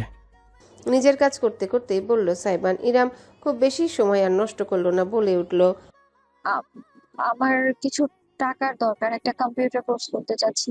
শুনেছি 2 মাসের কোর্স ফি 5,000। সাইবান এবার চোখ ঘুরে ইরামের দিকে তাকালো। ভ্রু তুলতে তার আইব্রো পিয়ার্সিং জলজল করে উঠল। কিসের কোর্স? আর্টিকেল রাইটিং আর ওয়ার্কশিট ফর ফ্রিল্যান্সিং। ফ্রিল্যান্সিং করবেন সিদ্ধান্ত নিয়েছেন? আপাতত হ্যাঁ। ইরাম প্রায় প্রস্তুতি নিয়ে রেখেছিল যে একটা বেশ লম্বা চড়া বিশ্লেষণ করবে। কেন এই কাজটা করতে ইচ্ছুক, কিভাবে করবে, মেয়ে বলে কেউ কাজ না দিলেও তাকে লড়াই করে যেতে হবে, কারো আপত্তি থাকলেও তার কিছু করার নেই, ইত্যাদি ইত্যাদি। তবে সাইবান তেমন কিছুই জিজ্ঞাসা করলো না। ট্রাউজারের পকেট থেকে নিজের ওয়ালেট বের করে যতগুলো নোট ছিল সবগুলোই বের করে আনলো। গুনেও দেখলো না কত আছে। সরাসরি ইরামের হাতে ধরিয়ে দিয়ে ওয়ালেট আবার পকেটে ভরে রাখলো। ইরাম অবশ্য গুনে দেখলো 8টা 1000 টাকার নোট আর 4টা 500 টাকার নোট, মোট 10,000 টাকা। এটা তো অনেক বেশি, তোমার লাগবে না? ওয়ালেট তো পুরো ফাঁকা করে ফেলেছো দেখলাম। আমার কার্ড আছে, ক্যাশ না হলেও চলবে। বলে সাইবান ব্যাগ কাঁধে ঝুলিয়ে রুমের দরজার দিকে এগোলো। আমার তো 5,000 হলেই হয়ে যাবে, 10,000 কেন দিচ্ছ? ইরামের কণ্ঠস্বরে সাইবান ঘুরে তাকিয়ে বলল, রেখে দিন, পরে কাজে লাগবে। না লাগলে আবার চাইবো। আপাতত ঋণই করো না, টাকা কষ্ট করে উপার্জন করতে হয়, তোমার বাড়ির উঠোনে গাছে ধরা না।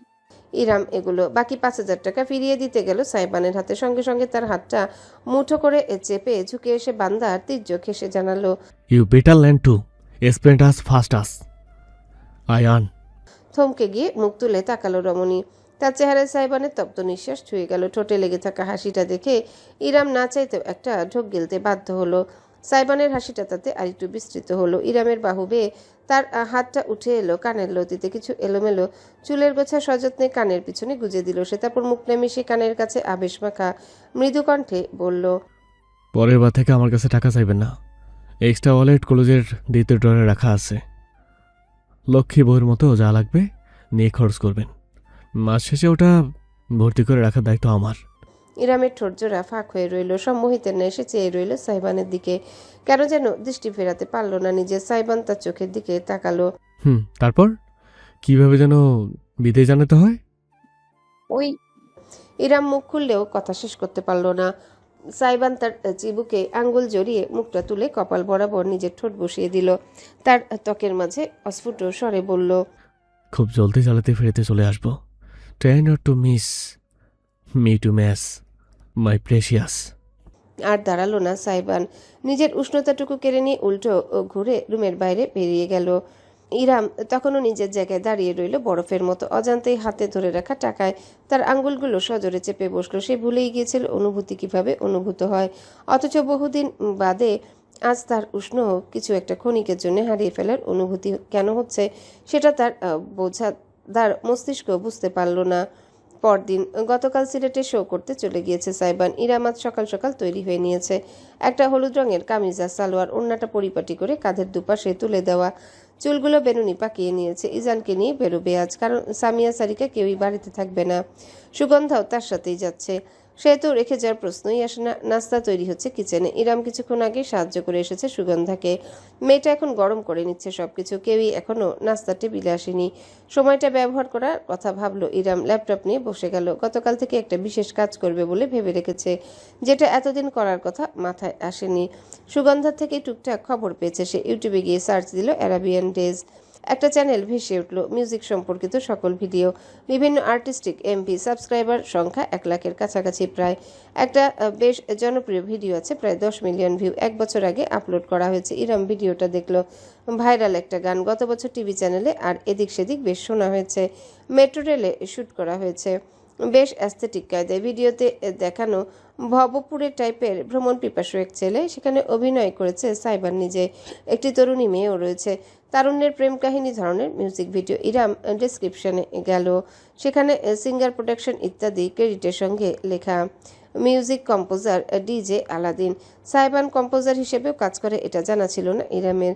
সুগন্ধার গুপ্ত তথ্য অনুযায়ী তার ইনস্টাগ্রামও আছে, গুগল থেকে সেখানেও ঢুকলো ইরাম। প্রোফাইল বের করে তার চোখ কপালে উঠে গেল। 5 লাখ ফলোয়ার সংখ্যা, বেশিরভাগ তার বিভিন্ন শো এবং কম্পোজিংয়ের পোস্ট। উট করে দেখলে মনে হয় না, কিন্তু সাইবার নিজের কাজ নিয়ে বেশ ভালো এগিয়েছে। স্ক্রল করতে করতে প্রায় 7-8 মাস আগের একটা পোস্টে চোখ আটকে গেল ইরামের। তেমন কিছু না, স্রেফ একটা ছবি, কিন্তু স্রেফ একটা ছবি যেন রমণীর বুকের ভেতর আগুন জ্বালিয়ে দিল। জিমে তোলা একটা মিরর পিকচার। সাইবানের পরনে কোনো শার্ট নেই, উদাম শরীর, শুধু একটা ঢোলা কালো ট্রাউজার পরনে। পেটানো শরীর আবছায় আলো আধারিতে ফুলে উঠেছে। শক্তিশালী মাংসপেশির গড়ন আর উদরের কাঠামো বেশ চোখে লাগছে। ইরাম প্রথমটায় লজ্জা পেয়ে গেল, স্ক্রল করে চলে যাচ্ছিল, কিন্তু কিছু কমেন্টে তার মনোযোগ আটকে গেল। বেশিরভাগ মেয়েদের comment, look at those braids, aura farming, new daddy in town. Iram হাঁ করে তাকিয়ে রইল, ভাষার আগামাথা কিছুই সে বুঝতে পারছে না। যদিও ইংরেজিতে লেখা, তবুও ব্রেড কোথায়? ছবির কোথাও তো ব্রেড দেখা যাচ্ছে না। আবার ফার্মিং কোথায় হচ্ছে? সাইবান তো কৃষক না। আর ড্যাডি? প্রোফাইলে দেওয়া এক তরুণীর ছবি। এত বড় ধাড়ি মেয়ে একটা ইয়াং ছেলেকে ডাকে ড্যাডি? এ কোন যুগে এসে পড়লো? বাবা জানে তোমার? আপন মনে বিড়বিড় করলো ইরাম। বহু কষ্টে পাল্টা রিপ্লাই করার ইচ্ছেটা দমন করে নিল। ছবিটার দিকে চেয়ে ভ্রুকুটি করলো সে। এমন একটা ব্যক্তিগত ছবি পাবলিকলি দেওয়ার কি আছে? বিষয়টা যদিও তেমন কিছু নয়, তবে ইরামের কেন রাগ হচ্ছে সে বুঝতে পারছে না। ঠাস করে ল্যাপটপটা বন্ধ করে বসে রইল সে চুপচাপ। কিছুক্ষণ বাদে নাস্তার টেবিল ভরে উঠল। সামিয়া, সারিকা এবং আহমদ সকলে এসে বসলেন। সামিয়া, সারিকা দুজনেই রেডি। সামিয়া যাবেন হাসপাতালে, সারিকা চেম্বারে। সে পেশায় একজন ডেন্টিস্ট। ভাইয়ের বিয়ে উপলক্ষে বেশ কয়েকদিন ছুটিতে ছিল, এখন আবার কাজ শুরু করেছে। সুগন্ধা আজ নাস্তা বেড়ে দিচ্ছে। ইরামকে পুরো দস্তুর বাইরের পোশাকে তৈরি দেখে সামিয়া শুধালেন, কোনো প্ল্যান আছে? ইরাম মাথা দোলালো। জি, কম্পিউটার কোর্সে ভর্তি হব। ওয়াও, বেশ ভালো আইডিয়া। সামিয়া প্রশংসা করলেন। সকলেই নাস্তায় ব্যস্ত। নীরবতার মাঝে হঠাৎ করেই আহমদ বলে বসলেন, বাড়ি ফেলে এখন বাইরে কাজ করার মতন নাটকটা করে সমাজে যতটুকু মুখ আছে ততটুকুতে চুলকানি না মাখলেও চলে। পাউরুটি ছিঁড়ে মুখে তুলতে তুলতেও থমকে গেল ইরাম। হতভম্ব হয়ে চেয়ে রইল শ্বশুরের দিকে। আহমদ নির্বিকার। সামিয়া রীতিমতো হাহাকার করে উঠলেন, মানে কি আহমেদ? ভদ্র ভাষায় কথা বলো। বাড়ির মেয়ে কোনো কাজ করতে পারবে না? তুমি কি আদিম যুগের মানুষ? মেয়ে তো নয়, অনাকাঙ্ক্ষিত বউ। তো আমিও তো বাইরে কাজ করি, হাসপাতালে রাত কাটাই। তুমি তো কোনোদিন আমাকে এমন কথা বলনি। আহমদ বুঝি এক টুকরো তার ছেলের হাসি হাসলেন। ও তো আর ডাক্তার নয়। মেয়ে মানুষ ডাক্তার হলে আলহামদুলিল্লাহ, বাকি সব নাজুবিল্লাহ। সত্যটা যত জলদি মাথায় ঢোকাবে ততই মঙ্গল তোমাদের। রাস্তা ধরে গাড়ি এগিয়ে যাচ্ছে। ড্রাইভারের পাশের সিটে বসে আছে সুগন্ধা, পেছনের সিটে ইরাম। তার কোলে ইজান চুপটি করে বসে নিজের হাতে ধরা একটা ছোট খেলনা দিয়ে খেলছে। প্রায় অনেকটা পথেই গাড়ি চলল নিঃশব্দে। তারপর হঠাৎ মুখ খুলল সুগন্ধা। আপনি কিছু মনে কইরেন না আপা, আসলে বড় সাহেব লোকটা একটু অমনি। ইরাম ছেলের উপর থেকে চোখ সরিয়ে সুগন্ধাকে দেখল। ঠোঁটে অতি মৃদু হাসি মেখে বলল, মনে না করার মতো কাজ তো ভালো করেননি। তবে আমি ফাঁকা বলিতে বিশ্বাসী নই। প্রতিবাদ হওয়া উচিত কাজের মাধ্যমে। পরক্ষণেই কথা ঘুরিয়ে ফেলল সে, শুধালো, কিছু মনে করো না সুগন্ধা? খালামণিকে সরাসরি জিজ্ঞেস করতে অস্বস্তি হচ্ছিল বলে তোমায় করছি। বাই এনি চান্স খালুর সঙ্গে কি খালামণি কোনো ঝামেলা হয়েছে?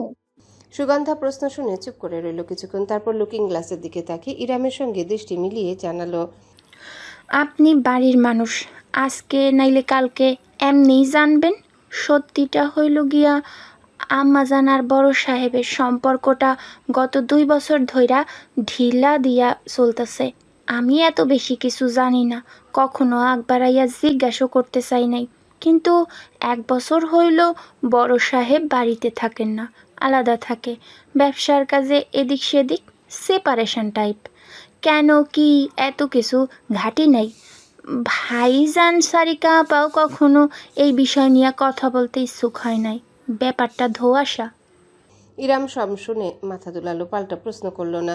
এখন অনেক কিছুই ধরতে পারছে সে। সাইবানের বিয়েতে আহমেদের অনুপস্থিতির কারণ, হঠাৎ তার বাড়িতে ফেরার ফিরেই শত্রু মনোভাবাপন্ন আচরণ করা, আহমদ উদ্দিন আর সামিয়া মুন্সির সম্পর্কটা জোড়াতালি দিয়ে চলছে।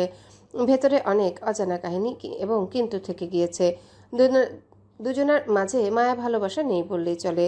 আচরণে তেমনটাই প্রকাশ পায়, শুধুমাত্র নামে এখনো স্বামী স্ত্রী তারা। সুগন্ধাকে তার কলেজের সামনে নামিয়ে দিয়ে ইরাম গেল ঠিক পাশের রাস্তায়। গাড়ি থেকে নেমে ছেলেকে সাবধানে কোলে নিয়ে সে আশেপাশে তাকালো। 3 তলা একটা বিল্ডিং, নিচতলাটা সম্পূর্ণটাই কম্পিউটার প্রশিক্ষণ কেন্দ্র। ইজান মায়ের বুকে চুপটি করে শুয়ে আছে। ছেলের মাথায় ছোট্ট একটা চুমু এঁকে পায়ে পায়ে ভেতরে ঢুকলো ইরাম। ঢুকতে রিসেপশনের মতো একটা জায়গায় একজন হিজাব পরিহিত মেয়ে বসে আছে কম্পিউটারের পিছনে। কিভাবে আপনাকে সাহায্য করতে পারি ম্যাম? ইরাম এগিয়ে গেল। আমি ইরাম কিবরিয়া। আজ সকালেই ফোন করেছিলাম, আপনাদের ফ্রিল্যান্সিং বেসিক কোর্সটা করতে যাচ্ছিলাম। ও হ্যাঁ, আমার মনে আছে। আমি ফর্ম রেডি করে রেখেছি ম্যাম, আপনি ফিল আপ করে দিন। মেয়েটা ফর্ম দিল। ইরামকে একপাশে থাকায় সোফায় বসতে ইশারা করলো। রমণী সেখানে বসে ধীরে ধীরে ফর্ম পূরণ করতে লাগলো। পরিবেশটা পছন্দ হয়েছে ইরামের। বেসরকারি হওয়ায় একদম শান্ত পরিপাটি স্থান, ভিড়ভাট্টার পালাই নেই। ছোটখাটো একটা স্কুল টাইপের জায়গা। ইরাম যখন ফর্ম পূরণ করেছে তখন আশেপাশ দিয়ে যাতায়াত করা গুটিকতক ছেলে মেয়ে ফিরে ফিরে তার কোলে বসা ইজানকে দেখছে। এক বান্ধবীর দল তো উত্তেজনা সামলাতে না পেরে কাছেই চলে এলো, ইজানকে আদর করে গেল, হাতে চকলেটও ধরিয়ে দিল, যেটা অবশ্যই ইজান খেতে না পারলেও প্যাকেটে জিভে গুজে চুষতে লাগলো। ছেলের কাণ্ড দেখে মুচকি হাসলো ইরাম। টাকা জমা দিয়ে কোর্সে ভর্তি হয়ে গেল মেয়েটি। বলল, ম্যাম আসুন, আমি আপনাকে আমাদের ক্লাসগুলোর একটু কুইক ট্যুর দিয়ে দিই, তাহলে পরের দিন আপনাকে কিছু খুঁজে পেতে কষ্ট করতে হবে না। ইরাম খুশি হলো। রিসেপশনে অন্য একজনকে রেখে মেয়েটা ইরামকে করিডোর ধরে ভেতরে নিয়ে গেল। আশেপাশে স্কুলের মতো কয়েকটা ক্লাস, প্রত্যেকটা কম্পিউটার এবং টেবিল দিয়ে পরিপূর্ণ। একটা ছোট লাইব্রেরিও আছে, তার সঙ্গে লাগোয়া একটা বিশেষ রুম। এখানে মিটিং, ভাইবার পরীক্ষা ইত্যাদি কাজ করা হয়। মেয়েটা বলে দিল। মোটামুটি চারিপাশ ঘুরে দেখানোর পর তারা যখন ফিরে আসছে তখন ইরাম জিজ্ঞাসা করলো, আর আপু, আমি যে রিকোয়েস্ট করেছিলাম সেটা? জি, বাচ্চাকে সাথে রাখার ব্যাপারটা, এই এই ডিমান্ড আমাদের কাছে আগেও এসেছে এবং আমি দুঃখিত, এই বিষয়ে কম্প্রোমাইজ করাটা কষ্টকর। আপনার সঙ্গে আরও অনেকে কোর্সটা করবে। যদি তাদের সমস্যা হয় তাহলে কর্তৃপক্ষ হিসেবে আমাদের দায়িত্ব সকলের সুবিধা অসুবিধা বিবেচনা করা। ইরামের চেহারা ঝুলে পড়ল। আচ্ছা। মেয়েটি থেমে জানালো, তবে মানবিক দায়িত্ব কোণ থেকে বিষয়টা বিবেচনা করা হচ্ছে, কারণ আপনার মতো আরও অনেকে আছে কিংবা ভবিষ্যতেও আসতে পারে। আপনার বাচ্চা যদি অন্য কারোর সমস্যা কোনো কারণ না হয় তবে সেক্ষেত্রে বিশেষ বিবেচনায় কিছু ক্ষেত্রে উপস্থিতি রাখা যাবে। বাকিটা কর্তৃপক্ষের ফাইনাল সিদ্ধান্তের উপর নির্ভর করছে। সরি, আমি এর বেশি আর কোনো সাহায্য আপনাকে করতে পারছি না ম্যাম। এবার সামান্য হাসলো ইরাম। না না, যথেষ্ট করেছেন, থ্যাঙ্কস। তারা ফিরে এলো। করিডোর বেয়ে রিসেপশনের দিকে যাওয়ার সময় একদম শেষ ক্লাসটার দিকে অজান্তেই নজরপাত হলো ইরামের। বেশ কয়েকজন ছেলে মেয়ে কম্পিউটারের সামনে বসে আছে আর একদম সামনের ডায়াজের উপর দাঁড়িয়ে ডিজিটাল বোর্ডে কিছু একটা বুঝিয়ে যাচ্ছে শিক্ষক। লম্বা চওড়া এক পুরুষ, মেয়েধীন শরীরে জড়ানো কালো শার্ট এবং ফরমাল, চোখে হালকা ফ্রেমের চশমা, শ্যামলা মুখে একটা মায়াবী ভাব, আত্মবিশ্বাসী উপস্থাপন। হাত নেড়ে সে বুঝিয়ে যাচ্ছে, জেন্টলম্যান অ্যান্ড লেডিস, আপনাদের আর্টিকেল ফিনিশ করার আর ঠিক 2 মিনিট বাকি আছে। আমি উপদেশ দেব, আপনারা পয়েন্টগুলোর উপর ফোকাস করুন। সুন্দর লেখা এআইও লিখতে পারে। আপনাদের মনে রাখতে হবে, অনন্য হতে হবে নিজের স্বকীয়তায়। ওকে? ইরাম থেমে খানিকটা সময় নিয়ে দেখলো। ক্ষণিকের জন্য মনে হলো এই লোকটাকে সে আগে কোথাও দেখেছে, কিন্তু কোথায় ঠিক মনে করতে পারলো না। তাকে এভাবে তাকিয়ে থাকতে দেখে মেয়েটা পাশ থেকে ঝুঁকে জানালো, উনি আমাদের সব থেকে জনপ্রিয় এবং গুণী ট্রেনার কাইসান রশিদ। ওনার ইউটিউব চ্যানেল 1 মিলিয়ন সাবস্ক্রাইবার। সেখানেও উনি প্রোগ্রামিং, কম্পিউটার সম্পর্কিত টিউটোরিয়াল ভিডিও দেন। রুশদি, হ্যাঁ, এবার নিশ্চিত সে শোনা শোনা লাগছে। তবে হুট করে কিছুতেই মনে পড়ল না ইরামের সত্যিকার স্মৃতিটুকু। সময় লাগবে। সে যখন দাঁড়িয়ে আছে তখন হঠাৎ করে ক্লাসের ভেতরে থাকা কায়সান মাথা কাত করে তাকালো। ইরামের সঙ্গে চোখাচোখি হয়ে গেল তার। বিব্রত হয়ে পড়ল ইরাম, আর দাঁড়ালো না। দ্রুত উল্টো ঘুরে ছেলেকে নিয়ে হেঁটে চলে গেল। সে খেয়ালই করল না কায়সানের দৃষ্টি সে আড়াল হওয়া পর্যন্ত তাকে অনুসরণ করে গেল। ভর্তির কাজ শেষ হয়ে যাওয়ার পর ইরাম বাইরে চলে এলো। সুগন্ধার পরীক্ষা 40 মিনিটের ছিল। এতক্ষণে হয়ে যাওয়ার কথা। গাড়ি নিয়ে সে যখন সুগন্ধার কলেজ গেটের সামনে অপেক্ষা করছে তখন অদূরে একটা বাইকের উপস্থিতি লক্ষ্য করলো। তেমন চোখে পড়ার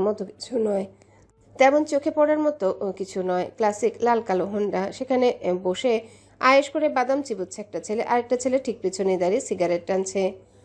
ছেলে দুটোকে কিছুক্ষণ আগে কম্পিউটার প্রশিক্ষণ কেন্দ্রের সামনেও দাঁড়িয়ে থাকতে দেখেছিল ইরাম। শর্ট টাইম মেমোরি ভীষণ ভালো তার। লং টাইমে ভুলে গেলেও কাছাকাছি সময়ে ঘটা ঘটনা ভালোই মনে থাকে। বাইক চোখে লাগার মতো কিছু না। আশেপাশে কালো সবুজ আরও কিছু বাইক আছে। তবে ইরামের কেন যেন মনে হচ্ছে সে যেখানে যেখানে যাচ্ছে বাইকটাও ঠিক সেখানেই যাচ্ছে। নাকি মনের ভুল? দুটো জায়গায় কাকতালীয়ভাবে হয়তো চলে গিয়েছে তারা দুজনেই। তাতে কি সন্দেহজনক হয়ে গেল?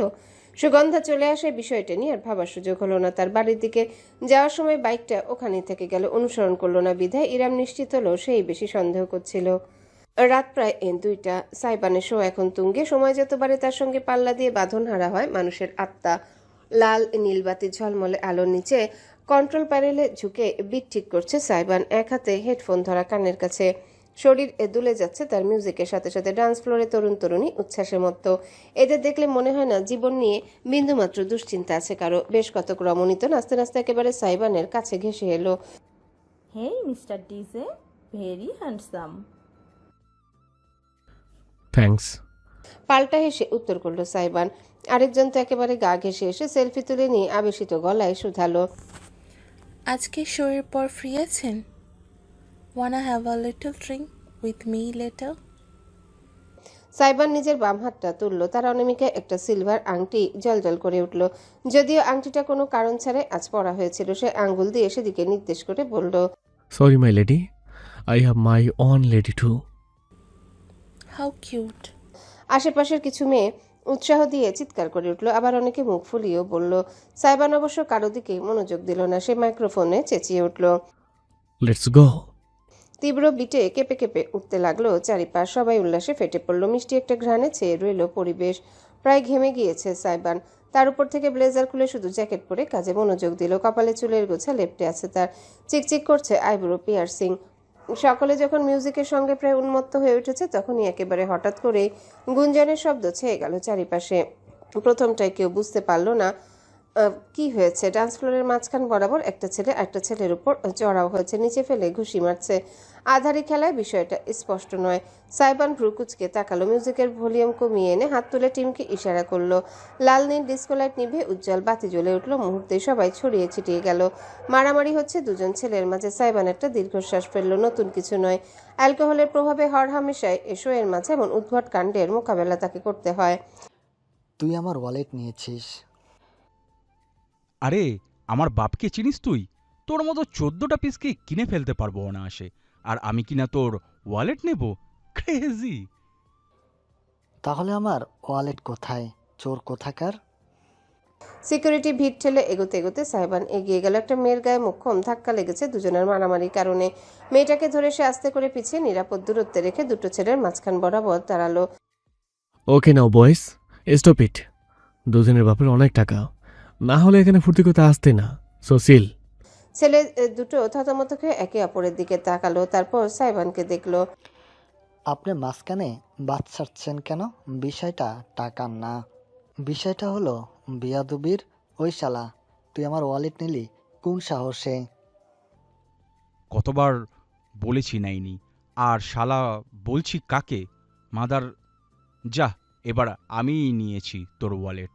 কার কি বা ছিঁড়বি, ছিঁড়ে দেখা দেখি।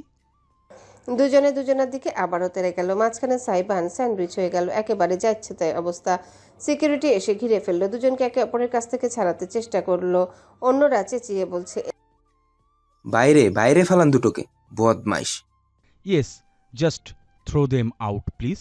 পুরো মজাটাই মাটি করে দিচ্ছে। এই চরম বিশৃঙ্খলার মাঝে সাইবানের পকেটে থাকা ফোনটা ভাইব্রেট করে উঠল। জীবনেও এই ফোন সে রিসিভ করবে না। ফোন পুরোপুরি সুইচ অফ করতে ভুলে গিয়েছে, তাই ফোন কেটে বন্ধ করার জন্য হাত তুলতে সে থমকে গেল। সিকিউরিটি চেঁচিয়ে তাকে কিছু বলছিল, তবে সে হাত তুলে বলে উঠল।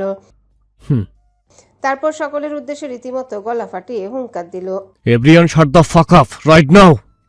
কেউ যদি আগামী 2 মিনিটের মধ্যে একটা টু শব্দ করেছেন তো পার্সোনালি তার ভোকাল কোটের ক্ষমতা দেখে নেব আমি।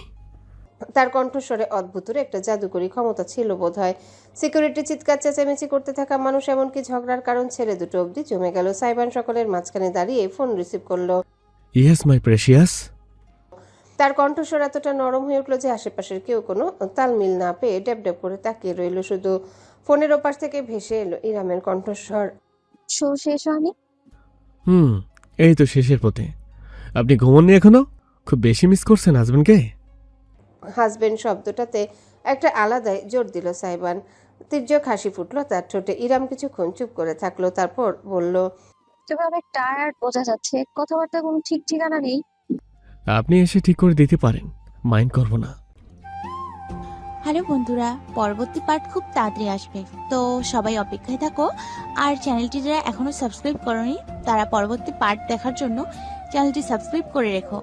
ধন্যবাদ সবাইকে, আমাদের সাথেই থেকো।